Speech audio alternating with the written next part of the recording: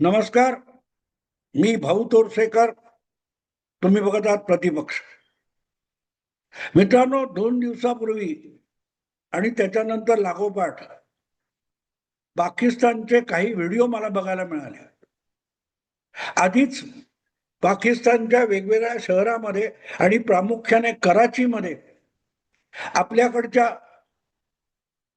जे पुलवामा वगैरे हल्ले झाले होते, उरी वगैरे, तशा प्रकारचा हल्ला पाकिस्तानी रेंजर्सचे जे मुख्यालय आहे कराचीमध्ये त्याच्यावर तालिबानांनी हल्ला केला, अतिरेकी हल्ला केला.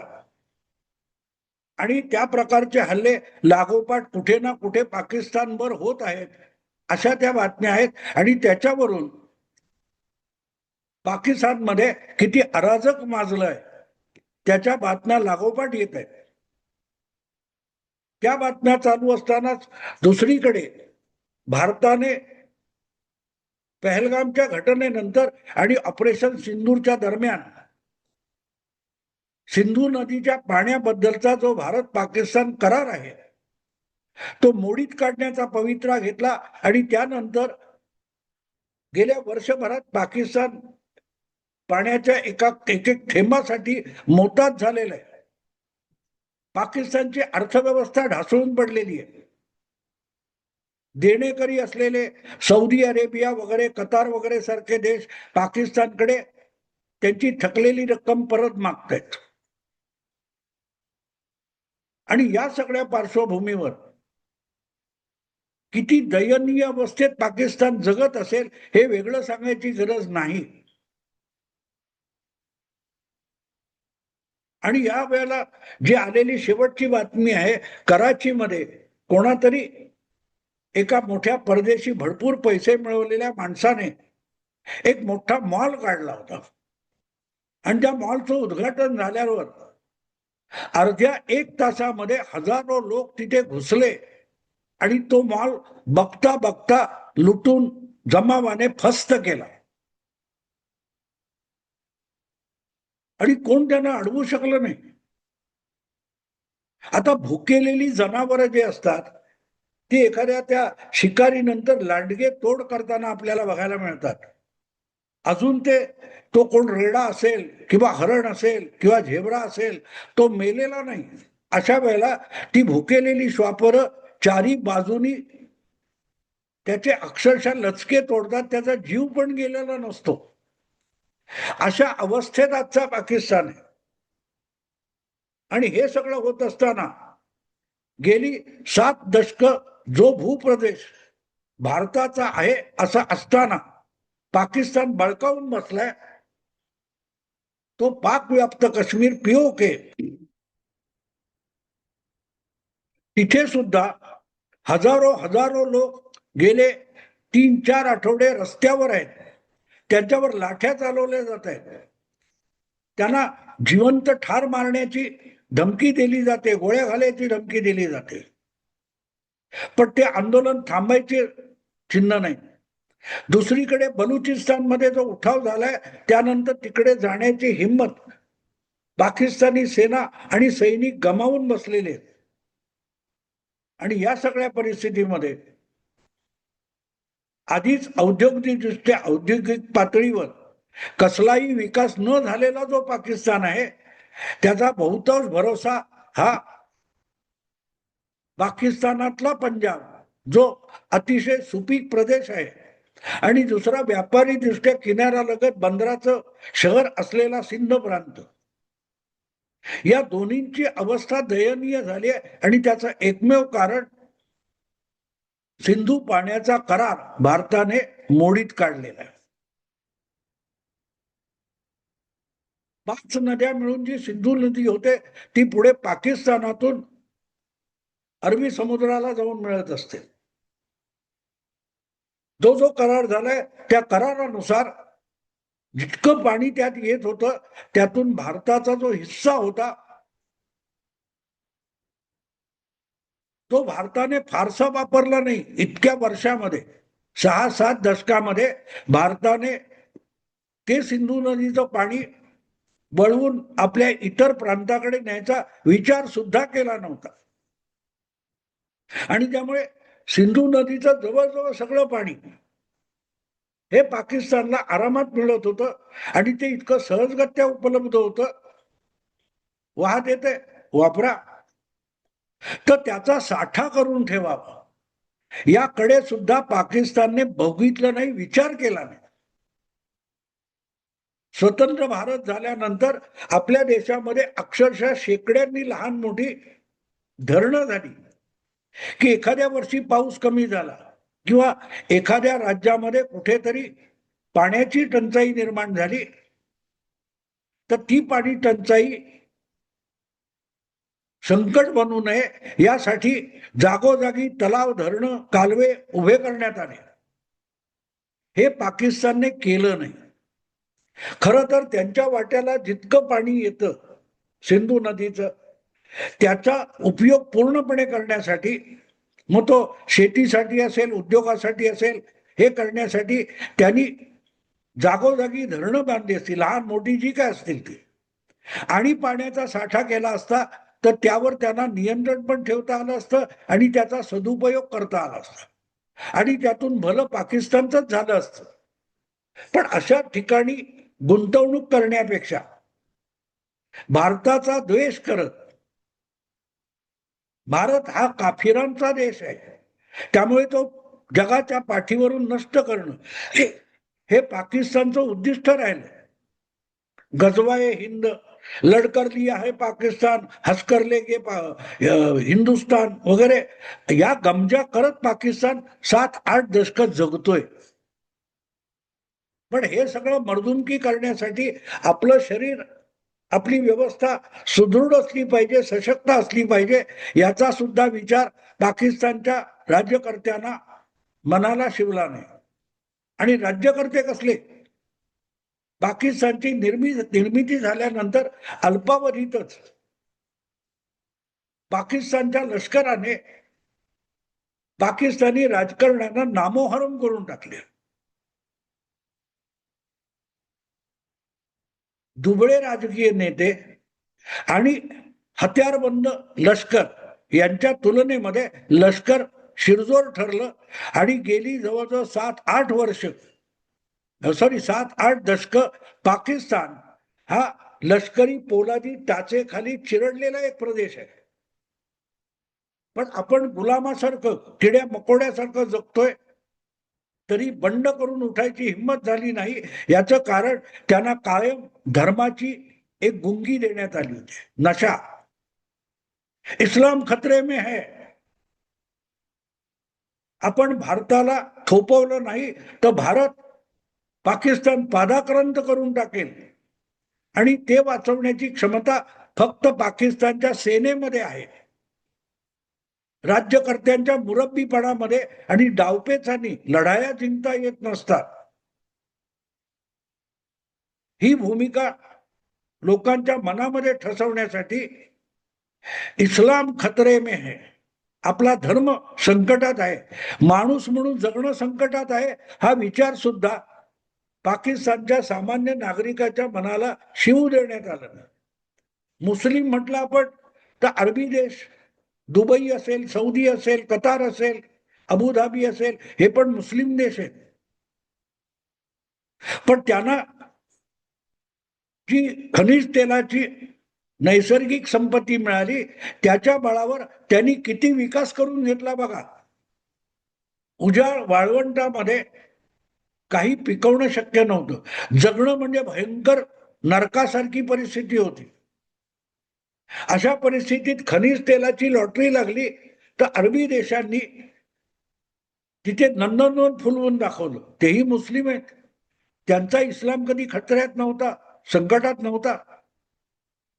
एका बाजूला त्या वाळवंटामध्ये जी खनिज संपत्ती मिळाली त्याचा उपयोग करून या अरबी देशांनी मुस्लिम असूनही इस्लामच्या नादी फारसं न लागता आपला विकास करून घेतला, प्रचंड प्रगती करून घेतली. जगातल्या श्रीमंत देशामध्ये या अरबांचा समावेश होतो आणि दुसरीकडे अखंड हिंदुस्थानच्या सुपीक प्रदेशाला आपल्या अधिपत्याखाली घेऊन त्याचं एक इस्लामी राष्ट्र बनवण्याचा उद्योग जो मुस्लिम राज्यकर्त्यांनी स्वातंत्र्यपूर्व काळापासून केला, त्यातून पाकिस्तान जन्माला आला. आणि तो जन्माला आला तरीही सगळ्या नैसर्गिक सुविधा आणि संपन्नता उपलब्ध असताना त्यांनी तो देश, तो प्रदेश दरिद्री करून टाकला. आणि म्हणूनच आज भारताने मनात आणलं आणि करार मोडून टाकला आणि सिंधू नदीचं पाणी तोडलं, तर अजूनही कृषी समाजाच्या अवस्थेत जगणारा पाकिस्तान देशोधडीला लागलाय. देशोधडीला लागलाय. उपाय सापडत नाहीये. काही महिन्यापूर्वी कुठेतरी कराचीच्या विमानतळावर टॉयलेटला गेलं तर हात धुवायला पाणी नाही, अशी तक्रार पाकिस्तानच्या एका अभिनेत्रीने सोशल मीडियात केलेली बघायला मिळाली. ही सगळी अवस्था जी पाकिस्तानची ही आली कशातून? का त्यांना सतावण्यासाठी आणि भिकारी करण्यासाठी भारताने आजपर्यंत राजकारण केलं की अलीकडल्या काळात केलं? नाही. भारताच्या सभ्यपणाचा, सुसंस्कृतपणाचा सतत गैरफायदा घेत आणि भारताच्या शांततापूर्ण भूमिकेला नपुसकता समजून आपली मर्दुमकी दाखवण्यासाठी जे नको नको ते डावपेच पाकिस्तान खेळत बसला, त्याचे दुष्परिणाम आज पाकिस्तानला भोगायला लागतात. लागोपाठ कारण नसताना भारतावर पाकिस्तानने 4-5 लढाया लादल्या. मग ती 71ची असो, अलीकडली कारगिलची असो किंवा त्याच्यापूर्वी 65ची असो, प्रत्येक युद्धामध्ये पाकिस्तानला जबरदस्त फटका खावा लागला, मार खावा लागला. दाती तृण धरून शरणागत होऊन गयावया करून भारताकडून युद्धविरामाची भीक मागावी लागली. अगदी काल परवा ऑपरेशन सिंदूर नंतर सुद्धा अमेरिकेचे पाय चाटल्यावरच युद्धविराम होऊ शकला. अमेरिकेने मध्यस्थी करावी म्हणून धावत होते, पण भारताला पाकिस्तान संपवायचा नव्हता. आणि संपवणं म्हणजे काय असतं? तुम्ही उद्या पाकिस्तान पादाक्रांत केलात तर त्यात ते भुकेलेली जनावरं जी आहेत 25 कोटीच्या घरामध्ये, त्यांना पोषणार कोण हा पण प्रश्न असतो. आणि त्यामुळे फार टिवटिव करू नये एवढा धडा शिकवला आणि ऑपरेशन सिंदूर रोखण्यात आलं. आज अशी परिस्थिती आहे की पाकिस्तानला जाणारा पाण्याचा जो सिंधू करार मोडण्यात आला, त्यानंतर भारताच्या हिश्श्याचं जितकं पाणी आहे ते तिथून वळवून राजस्थानच्या वाळवंटी प्रदेशात आणण्यासाठी गेल्या 1 वर्षामध्ये किंवा त्याच्या आधीपासून बारीक सारीक योजना ज्या सुरू होत्या त्या वेगवान करून प्रचंड प्रमाणावर सिंधू नदीचं पाणी गुजरात पर्यंत आणि कच्छ पर्यंत किंवा राजस्थानच्या वाळवंटात आणलं गेलं. आणि त्याचा फटका कोणाला बसणार? पाकिस्तानला बसणार. आणि तो फटका का बसला पाहिजे? कारण त्यांना जी भारताला हरवण्याची खुमखुमी आहे, मग ती क्रिकेटमध्ये असो किंवा आणखी कशातही असो. पाकिस्तान मधून येणारे व्हिडिओ तुम्ही बघा. आपण क्रिकेट चांगलं खेळावं याबद्दल ते बोलत नाही. बोलतात कशाला? अरे बापरे, भारत परत जिंकला, अरे बापरे भारताने चंद्रयान पाठवलं, अरे बापरे भारतामध्ये इतका अत्याधुनिक पाश्चात्य देशांना लाजवणारा विमानतळ उभारला. म्हणजे भारताच्या प्रगतीविषयी नाक मोडत बसणं, बोट मोडत बसणं या पलीकडे पाकिस्तानात चर्चा होताना दिसत नाही. भारत काय करतोय ते करेल. जी काय आपल्याकडे थोडीफार शक्ती आहे, कला आहे, बुद्धी आहे, त्याचा उपयोग करून आपण पाकिस्तानला एक स्वावलंबी आणि सामर्थ्यवान राष्ट्र बनवावं हा विचार सुद्धा पाकिस्तानच्या मीडियामध्ये किंवा बुद्धिजीवी वर्गामध्ये दिसत नाही. काल परवा त्यातला एक कोणतं तन्वीर नावाचा दिवटा आहे, क्रिकेट बद्दल बोलतो, क्रिकेट खेळाडू होता. भारताचा जो अत्यंत कोवळा क्रिकेटियर आहे वैभव सूर्यवंशी, त्याने काय 10 का 12 चेंडू मध्ये अर्धशतक लगावलं. ते अशक्यच आहे. हा 15 वर्षाचा मुलगा असूच शकत नाही. तो 20-22 वर्षाचा असलाच पाहिजे. इथपर्यंत शंका घेणं शेवटी पाकिस्तान मधलेच क्रिकेटपटू त्या तन्वीरवर तुटून पडले. सत्य बघायची हिंमत नसेल तर तोंड बंद ठेव असं सुनावलं. हे सगळं मी एवढ्यासाठी सांगतोय मित्रांनो, की गेल्या 7-8 दशकामध्ये भारताचा तिरस्कार, भारताचा द्वेष करत करत पाकिस्तानने भारताचं जितकं नुकसान करायचं ठरवलं आणि करण्याचे उद्योग केले, उचापती केल्या, ती पाप फेडायची वेळ आता आली आहे. कारण त्यांनीच पोचलेले आणि निर्माण केलेले जे राक्षस आहेत, ज्यांना ते जिहादी म्हणतात, तालिबान म्हणतात, मुजाहिदीन म्हणतात, हळूहळू करत हत्या आणि हिंसा हा ज्यांचा पेशा बनून जातो, त्यांना पेशा प्यार वाटायला लागतो. आणि एकदा पेशा हा कमाई देत असेल तर उद्दिष्ट उरत नाही. कुठूनही पैसे मिळाले पाहिजेत. आणि मग ज्या वेळेला असे हिंसाचार करणारे जिहादी किंवा कोण असतील मुजाहिदीन, त्यांना पैसा देणारा कोणीही भेटला तरी त्याच्या इच्छेनुसार आणि आदेशानुसार ते कुठलीही हिंसा करू शकतात. जसा तो अल्लादीनचा दिवा आणि तो घासला की त्याच्यातून येणारा राक्षस तो म्हणतो, बोलो मेरे आका क्या आपकी ख्वाहिश है. तसे हे मुजाहिदीन, तालिबान, जिहादी जे काय पाकिस्तानने गेल्या 30-40 वर्षामध्ये निर्माण केले ते भारताला त्रास देण्यासाठी होते.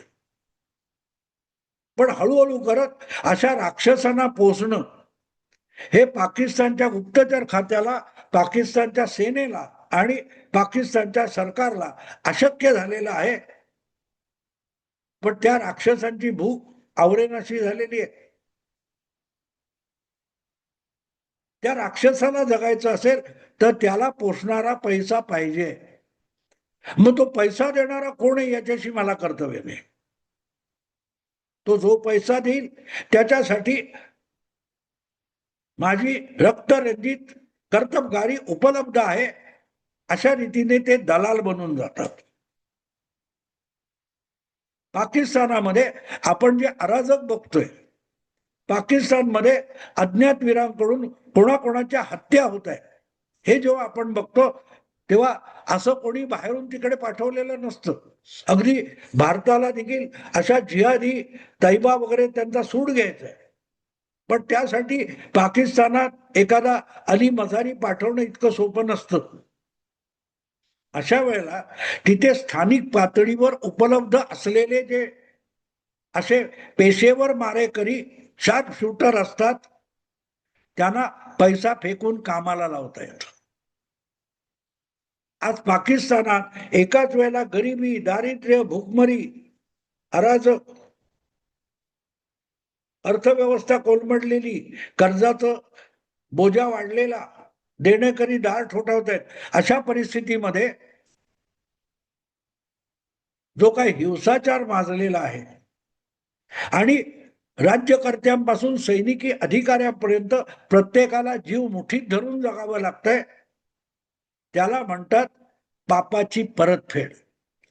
पाकिस्तान आत्ता जे काही करतंय, पाकिस्तानची जी दुरावस्था आहे, त्याचं एकमेव कारण आहे की तुम्ही जी पापं केलीत ती फेडायची वेळ आज तुमच्यावर आलेली आहे.